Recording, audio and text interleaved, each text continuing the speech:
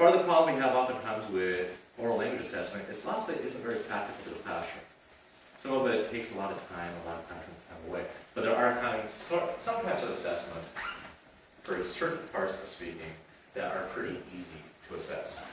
The next one is intensive. These are short sentences, basically, short stretches on there that we would have students produce.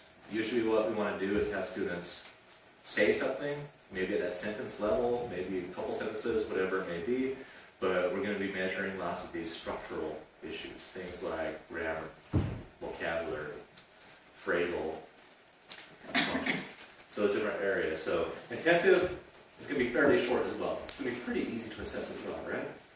It's not that hard to get students to say a sentence or two.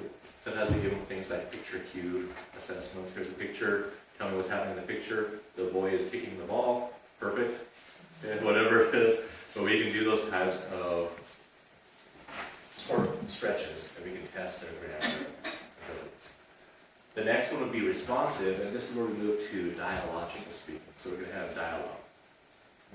And this is going to be the short dialogue. And we're all familiar with these because they are in most of our textbooks, usually, as they give us short dialogues for students to practice in their classrooms. So the common one is the first day of class. What do we always teach the first day of class to brand new first-time students? Usually greetings, right? Greeting? Yeah, greeting, right? Hello, my name is. How are you? What's it? Icebreaker.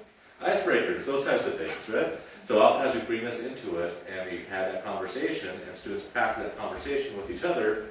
Hello, my name is Dr. Rueckert. And you? Whatever it is, they go through that. It's a short dialogue, short conversation that is brought up on there. And we're looking for kind of appropriate language production on that short area. Am I able to use the formulaic expressions that we're trying to come up with? Again, we can test those in classes. They become a little bit harder because it's a little bit longer stretches, but we can have students do role plays and observe those.